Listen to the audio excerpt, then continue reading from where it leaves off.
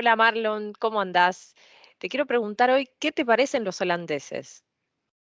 Buah, mirá, mi experiencia es que son muy reclamones, le gusta reclamar por todo porque necesitan que todo sea eficiente. Entonces, es esa mi perspectiva que tengo. ¿Será que son así o es que son estereotipos? Podría ser, pero ¿y qué te parece si le preguntamos a alguien que sea holandés? Para Dale, sacarnos todas las dudas, ¿no? dale, buenísimo. Yo conozco a nuestra querida colega Alette, que además de ser holandesa, es experta en gestión intercultural, así que vamos a escucharla. Impecable, dale, vamos. If I have to describe the Dutch in the Netherlands very generally, I would say they are open, they are direct, and they are caring.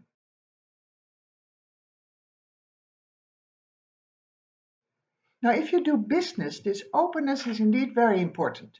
In case you'd like to build trust, which is so important in doing business, don't hold your cards too much to your chest because the Dutch will not like that. They want to see your cards, they will show their own, and together you will try to find win win situations.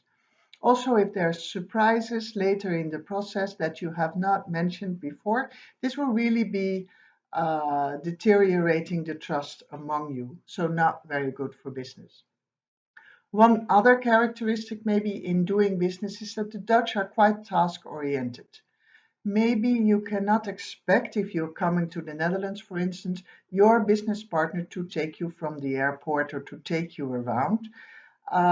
They have private life and business life more or less separated, and the relationship with the business partner is contractual.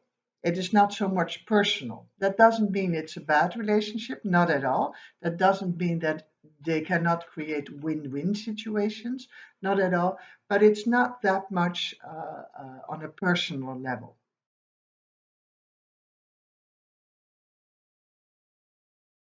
Now, if you're working in the Netherlands, you can expect the decision taking to take quite some time.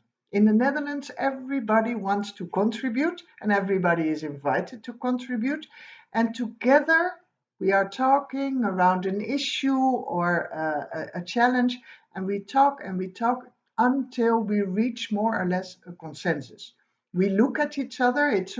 For outsiders, it can be an obscure process, but we observe each other.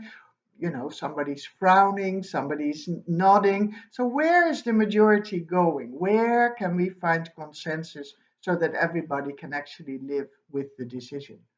Now, even when a decision is being made, the discussion continues, may continue the next day at the coffee machine or wherever in the building. So it is even possible that a different decision is being taken at that time, which is already after the meeting. We call that emerging insight. And to the Dutch, it is very normal. So allow for some flexibility for the discussion to continue. And in case you don't understand why are they suddenly going into another direction than what we said during the meeting, you can ask for an explanation, and probably they will tell you, you know, where the thought process has gone at that moment. Well, the other thing, if you are working, one thing that the Dutch really don't like is bragging, or for instance showing off when the bigger boss is around. They really don't like it, and you will do some harm to the relationship with your colleague.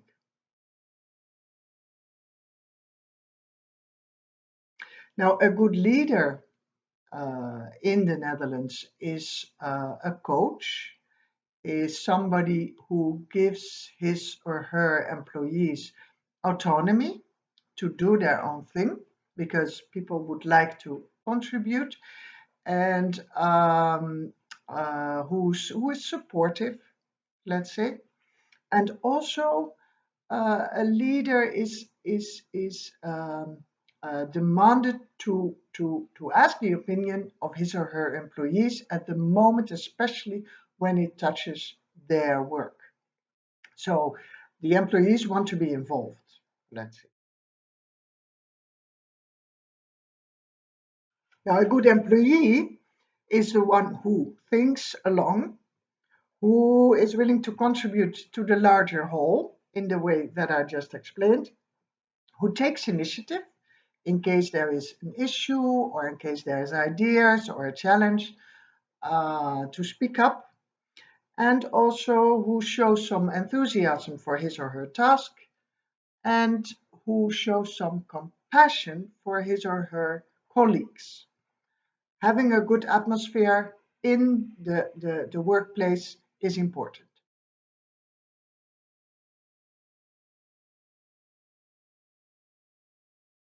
And this also brings me to my last remark about the Dutch. The atmosphere, we call it, if it's a good atmosphere, we call it gezellig. This is a word which is not really translatable.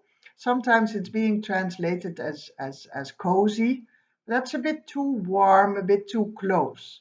The word gezellig, it describes an atmosphere where people are having a good time, they are chit-chatting, they are exchanging some jokes maybe, but also exchanging some discussion, and it is a pleasant time together with other people, and it's inclusive. Okay, thank you. We are welcoming you to our country.